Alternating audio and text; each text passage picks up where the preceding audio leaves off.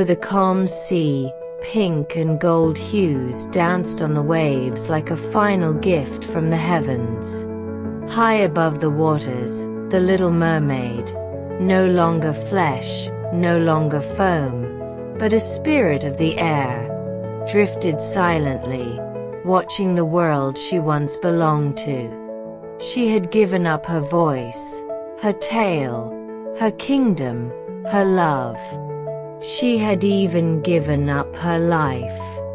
And still, she had chosen kindness in the end. That one act, refusing to harm the prince who unknowingly broke her heart, had saved her from vanishing into nothing. Instead, she had joined the daughters of the air, those silent spirits who earned eternal souls through good deeds over the centuries. But 300 years was a long time, even for a spirit.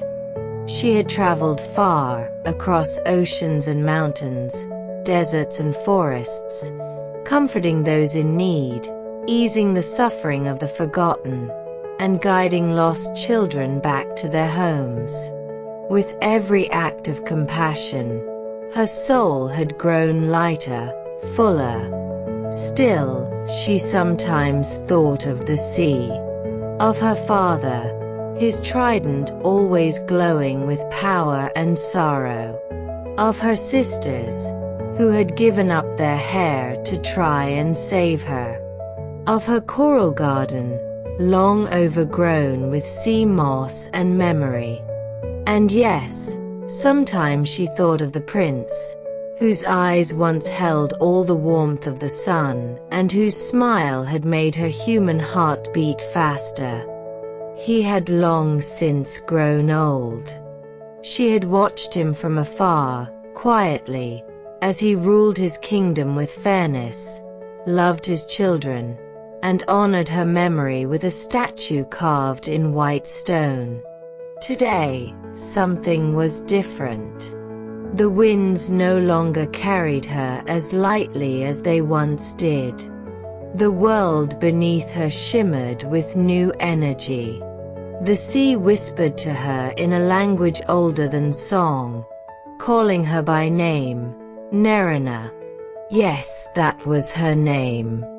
The mermaid who had once given up everything for love. She drifted downward, toward the beach where she had first walked on human legs. The same place where she had danced in silence for the prince, her feet burning like fire.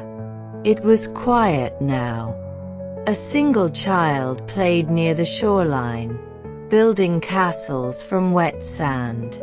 The girl looked up, as if sensing someone watching her, though she could not see Nerina's spirit form. Nerina extended her hand, invisible, weightless. A breeze swept the girl's hair gently back, and the child smiled. It was in that smile that Nerina felt the shift, subtle, then sudden. A soft light began to grow inside her. It filled her chest, her limbs, her mind, until she glowed brighter than the sun on the sea. All the pain she had endured, all the love she had given, all the tears she had shed, they were not lost. They had been seeds, planted in the soil of the world. And now, they had bloomed. From the skies above came a sound like a choir of waves and wind and stars.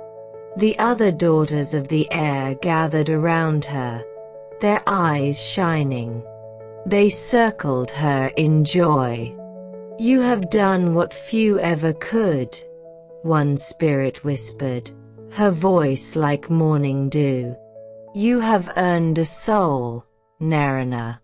A soul that is truly your own." Tears welled in Nerina's eyes, real tears, not mist or illusion. She could feel them run down her face. Her spirit no longer flickered in the wind. She had form. She had weight. She had presence. She had become more than a mermaid. More than a girl who had once loved a prince. She had become a being of light. Nerina turned and looked to the horizon, where the sea met the sky. She could see everything now. The underwater palace she had left behind. The kingdom of men where she had once lived in silence. The people she had helped across generations. The children she had protected from harm. The lovers she had guided back to one another. The broken hearts she had eased. She could see it all, and she belonged to it all. The sea no longer felt like something lost.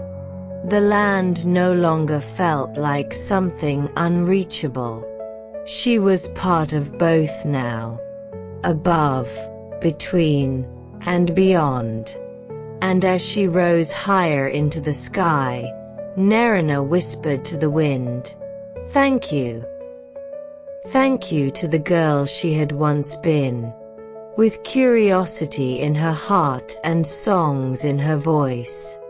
Thank you to the love that had broken her and yet taught her to feel. Thank you to the pain that had opened her eyes to a world far greater than her own dreams." The child on the beach looked up once more. This time, her eyes widened. A shimmer, like a falling star or a glimmering spirit, passed over the waves.